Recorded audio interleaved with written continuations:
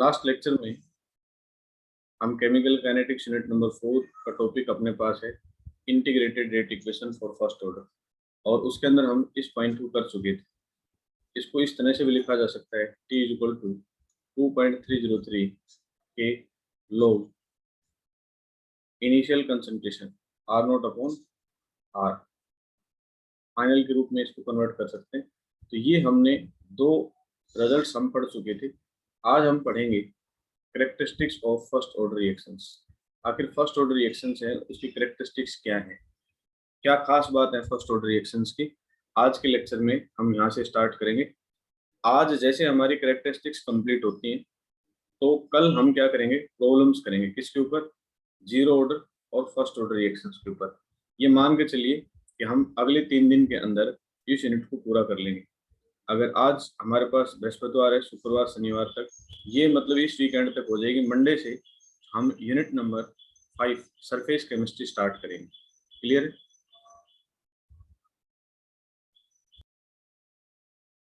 Characteristics of first order reactions.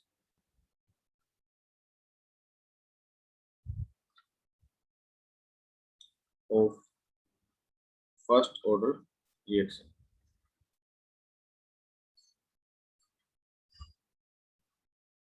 जो first order reactions है उसकी कैरेक्टरिस्टिक्स क्या है, मतलब उस रिएक्शंस की खास बात क्या है, ये हम जानने की कोशिश करेंगे। नाउ फर्स्ट पॉइंट के ऊपर आते हैं हमारे पास। फर्स्ट पॉइंट हमारे पास क्या है कैरेक्टरिस्टिक्स के अंदर? फर्स्ट पॉइंट है unit of rate constant.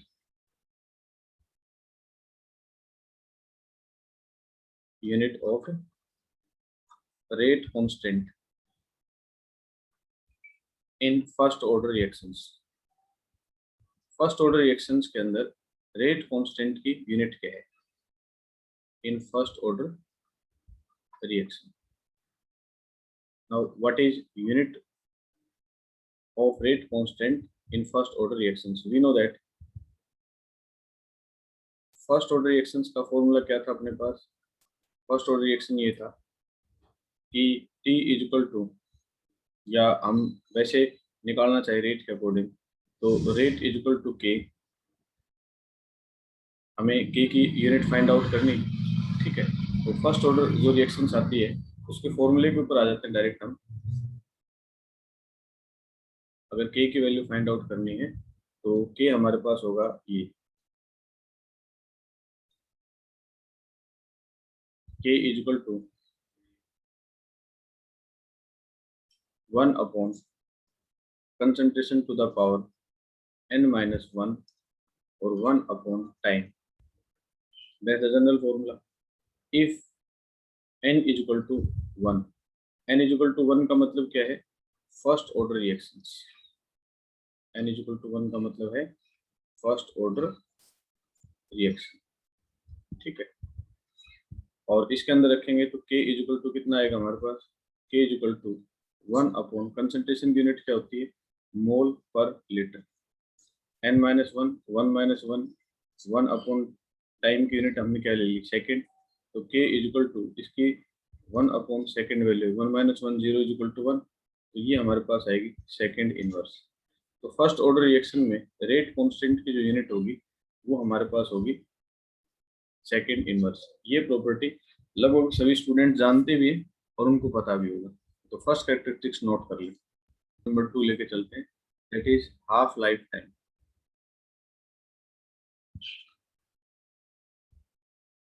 half lifetime in first order reactions. First order reaction. Now what is half lifetime in first order reactions? First order reactions के अंदर half lifetime क्या होगा? Clear? So we know that T is equal to 2.303 K log A upon A minus X. Now T is equal to क्या हो जाए? T half हो जाए, ठीक है। तो रिड्यूस अमाउंट क्या हो जाएगी? इनिशियल की आधी हो जाएगी, ठीक है। इस वैल्यू को इसके अंदर पुट करेंगे तो t की जगह हमने क्या रखा? t half is equal to 2.303 के log a upon a minus x, x is equal to a by 2. तो t half is equal to 2.303 k log a upon 2a minus a, और अपॉन कितना आ जाएगा, 2 आ जाएगा, ये 2 ऊपर की तरफ जाएगा तो अपने पास कितना बचेगा, 2.303 के log 2 आएगा सर, ये ऊपर जाकर कैंसिल हो जाएगा और ये अपने पास आएगा t half is equal to 0.693 by K. ये हाफ लाइफ टाइम अगर हमें फर्स्ट ऑर्डर का फाइंड आउट करना है तो उसका हमारे पास ये फॉर्मूला रहता है। क्लियर है? आई थिंक इसमें किसी बच्चे को डाउट नहीं होगा और ये सभी को क्लियर होगा। इसमें एक खास बात ये है, नोट करने वाला पॉइंट है कि हाफ लाइफ टाइम किस पे डिपेंड नहीं करता, कंसंट्रेशन पे। तो नोट हम पहले भी समझ सकते हैं कि half life time does not depend upon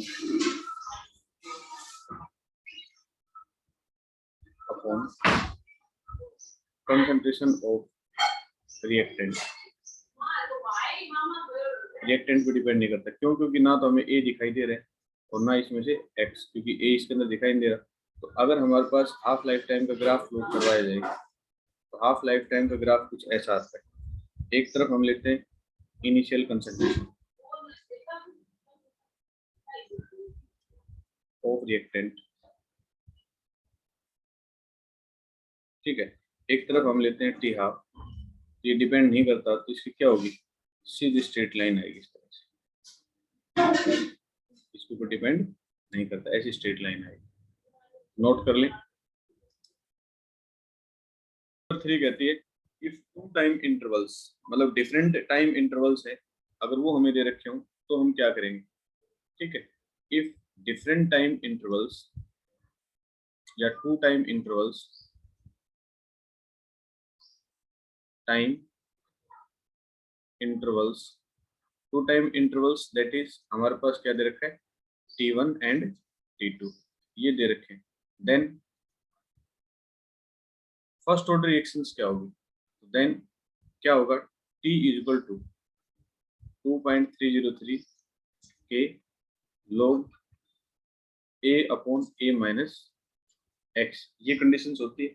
और डिफरेंट टाइम इंटरवल्स होगा then K is equal to 2.303 T2 minus T1, ये कंडीशन हो जाएगी। और log A minus x1 upon A minus x2 where T2 greater than T1। और A minus x1 क्या होगा, A minus x1 is equal to remaining concentration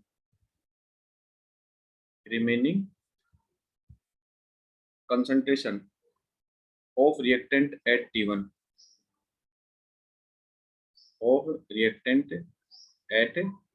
T1 time के ऊपर क्या है।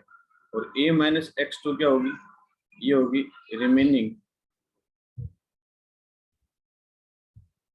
Concentration of reactant eight T2। ये अपने पास different time intervals की प्रॉपर्टी होगी। ऐसा अगर हमें न्यूमेरिकल्स मिलता है या क्वेश्चन मिलता है तो हम इसको इस तरह से कवर करेंगे, ठीक है। Note down. टॉपिक नंबर 5 कहती है in a first order reaction, in a first order reaction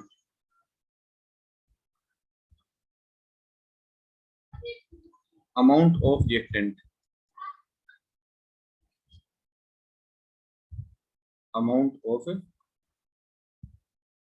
reactant remaining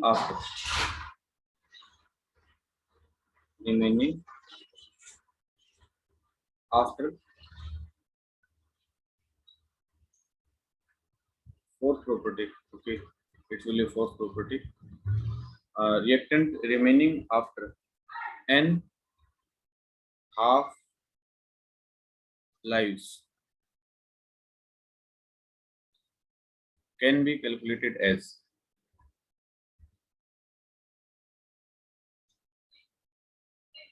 half life कितना हो, एन हो, एन हाफ लाइफ हो, तो हमारे पास कितनी मतलब रिमेन रहेगी, amount of reactant remaining, reactant की अमाउंट कितनी रहेगी। तो वी नो दैट, हमें क्या पता है, K इज इक्वल टू 2.303 के T log initial concentration upon final concentration. ये लेके चलते हैं हम, ये initial concentration upon final concentration, मतलब जीरो टाइम पे क्या होती है और टी टाइम के ऊपर क्या होती है। और t half is equal to हमारे पास है, वो टी हाफ कितना होता है, तो k is equal to 0.693 upon t half, ये हमें पता है। This is the equation number first, ये this is the equation number second. दोनों के अंदर रिलेशंस होती है, हाफ लाइफ टाइम पे होती है और टी टाइम के ऊपर ये होती है, at T time, at T half time. ये आप दोनों ने रिलेशंस पढ़ी हुई, दोनों का कांस्टेंट क्या है वह, तो नाउ हमारे पास अगर वन साइड इक्वल है तो हम इसको ऐसे लिख सकते हैं 0.693 upon t half is equal to 2.303 t log initial concentration upon final concentration. ये कंडीशंस दे रखी हैं। कहता है n half lifes can be calculated as, कहता है टाइम जो है वो एन हाफ लाइफ्स हो जाए कंडीशंस के अकॉर्डिंग। तो एन हाफ लाइफ्स का मतलब क्या है, इफ जो टाइम है, जो हाफ लाइफ है उसका कितना हो जाए, एन हो जाए, मतलब जो टाइम है वो हाफ लाइफ का कितना हो जाए, एन हो जाए। अगर इस टी की जगह ये वैल्यू रख दें हम, तो हमारे पास क्या आएगा, नाउ अपने पास क्या रिजल्ट आएगा, 0.693 upon t half is equal to 2.303, और एन कितना हो जाएगा यहाँ, टी हाफ हो गया, और ये होगा log आर नोट, मतलब फाइनल अपॉन ये कंडीशंस कर दी। कहते हैं कि जो फाइनल टाइम है वो हाफ लाइफ टाइम पे कितना हो जाए, एन हाफ लाइफ टाइम्स। तो अमाउंट ऑफ रिएक्टेंट कितना बचेगा, रिएक्टेंट की इनिशियल कंसंट्रेशन फाइनल कंसंट्रेशन में क्या रिलेशन आएगी, जब इस वैल्यू को यहाँ रखेंगे हम, तो हमारे पास जो ओवरऑल कैलकुलेशंस आएंगी वो क्या आएंगी, ये देखिए। ओवरऑल कैलकुलेशंस जब हम इसको कैलकुलेट करेंगे तो हमारे पास ये आएगा, इनिशिएटिव कट करके मैं डायरेक्ट लिख दूँ इसका result, final concentration upon initial concentration into 1/2 n, ये रिजल्ट अपने पास आएगा। अगर हाफ लाइफ टाइम का एन कर दिया जाए, एन हाफ लाइफ टाइम्स लिए जाए कितने भी, तो एन की वैल्यू कितनी भी रखी जा सकती है, 2 टाइम्स 3 टाइम्स 4 टाइम, तो रिएक्टेंट इतनी अमाउंट रिएक्टेंट की बचेगी। इसको कैसे कैलकुलेट किया हमने, इस वैल्यू की जगह रख देंगे हम 0.693 अपॉन टी हाफ, तो टी हाफ से टी हाफ कैंसिल हो जाएगा और 0.693 इससे डिवाइडेड हो जाएगा, log 10 की वैल्यू आएगी जो कि 1 रहेगी, उसको रख के इसको कैलकुलेट कर सकते हैं। अगर फिर भी आपको डाउट हो तो बताएं, मैं इसको आगे सोल्व कर दूंगा। बताऊँ मैं, हमें कंडीशंस ये दी गई है, time required for completion of nth fraction of reactions, nth fraction लेके चलेंगे तो मतलब t is equal to 1/n। अगर t is equal to 1/nth fraction लेके चल रहे हैं तो हमारे पास रिड्यूस अमाउंट इनिशियल की कितनी, 1/n। इस वैल्यूज को जैसे इसमें रखेंगे हम काटेंगे तो हमारे पास लास्ट में रिजल्ट क्या आएगा, t is equal to 1/n 2.303 के log n minus n upon n minus 1। अब इसके अंदर अलग अलग कंडीशंस रखेंगे और रिजल्ट हम अलग अलग फाइंड आउट करेंगे। तो देखिए हमारे पास क्या क्या कंडीशन है, कहता है if t is equal to 3/4, time कितना कर दें हम, 3/4 कर दें, तो हमारे पास क्या रिजल्ट आएगा, मतलब 1/n कितना कर दिया हमने, 3/4 कर दिया, तो हमारे पास 3/4 करने पर रिजल्ट क्या आएगा, फटाफट इसके अंदर हम बताएं क्या हमारे पास रिजल्ट आ सकता है। तो नाउ टी की वैल्यू हमने कर दी 3/4, डेरिवेशन के अकॉर्डिंग चलते हैं, 2.303 के लोग ए अपॉन ए माइनस एक्स। तो हम क्या करते हैं, अगर टी 3/4 हो जाता है तो रिड्यूस अमाउंट क्या होगी, इनिशियल अमाउंट की उतनी हो जाती है क्योंकि ए बाई n कर देते हैं, अगर 1/n है तो उसको 1/n ये जितना दे रखा उतना कर देंगे, तो ये हो जाएगा 3/4 a। अब t इज इक्वल टू 3/4 कर देते हैं, हमारे पास आएगा 2.303 के log, इसको करेंगे ऊपर तो ये कितना जाएगा 4a, और ये आएगा 4a minus 3a।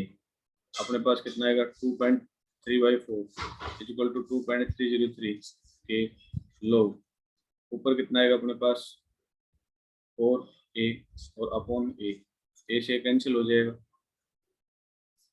3/4 equal to 2.303 के log 4 का मतलब 2 कर सकते हैं इसको, और यहाँ अगर फॉर्मूला लगाएं तो हमारे पास क्या फॉर्मूला लगेगा, log a⁻b का केस होगा, ये कितना हो जाएगा b log a, b log a करेंगे t 3/4 इक्वल टू 2.303 के, और ये कितना आ जाएगा log 2, log 2 की वैल्यू कितनी आएगी हमारे पास 3/4 2.303 के, और ये वाट 2, और ये हो जाएगा 0.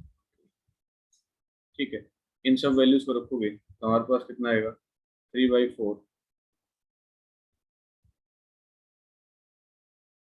और ये आ जाएगा हमारे पास कितनी वैल्यू आएगी हमारे पास, अगर इस 2 को रख दें इसके साथ मल्टीप्लाई कर दें, ये आएगा 2 इंटू 0.693 अपॉन के, तो t 3/4 और 2 इंटू ये कितना हो जाएगा t हाफ।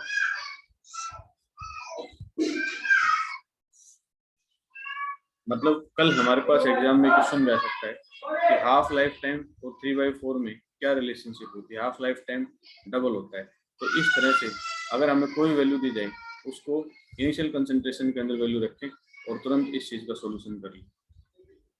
3/4 दे दिया हम, यहाँ हमें हुआ है 5/4 भी दिया जा सकता है, 6/7 भी दिया जा सकता है, 7/8 भी दिया जा सकता है, कुछ भी कहा जा सकता है। ठीक है, तो 3/4 का मतलब क्या है, इसको हम कैसे लिख सकते हैं, t 75% भी तो लिख सकते हैं, आगे बात समझ में नहीं आई, t 75%, और इसका ये रिजल्ट भी बता सकता है कि t जो 75% ले लिया जाए तो हमारे पास ट्वाइस हो जाता है कि किसका हाफ लाइफ टाइम, तो नोट कर लीजिए। ये देखें, कहता है हमने क्या कंक्लूजन निकाला, टी हमने कितना लिया 75%, तो हमारे पास रिलेशंस क्या आई टी 75%, या दूसरे शब्दों में कह सकते हैं टी हमने कितना लिया था 3/4, तो ये कंडीशन लेके चलते हैं तो उस टाइम पे हमारे पास आई 2 into T half conditions. Clear, कहता है अगर मैं टी 87.5% में न्यूमेरिकली वैल्यू आ सकती है कितना लिया जाए, तो ये आता है 3 इंटू टी हाफ, ये ध्यान रखने वाली बात है बेटा। अगर कहता है टाइम में 93.75% में, तो आता है 4 इंटू टी हाफ। ठीक है, कहता है टाइम अगर मैं 96.87% लूँ तो मेरे पास आता है 5 इंटू टी हाफ, और टाइम अगर मैं 99.9% लूँ तो आता है 10 इंटू टी हाफ। ये रिलेशंस हैं जो कि हमें कहीं ना कहीं न्यूमेरिकल जो ऑब्जेक्टिव क्वेश्चंस करते हैं उसको कंप्लीट करने में हेल्प करती हैं, और ये रिलेशंस हमें ध्यान दें, अगर इतना लेंगे तो हाफ लाइफ टाइम के साथ ये रिलेशन आएगी, इतना लेंगे तो ये रिलेशन आएंगे, इतना होगा तो ये रिलेशन आएगी, इतना होगा तो ये रिलेशन आएगी, और इतना होगा तो ये रिलेशन। ये इंपॉर्टेंट कंसेप्ट है।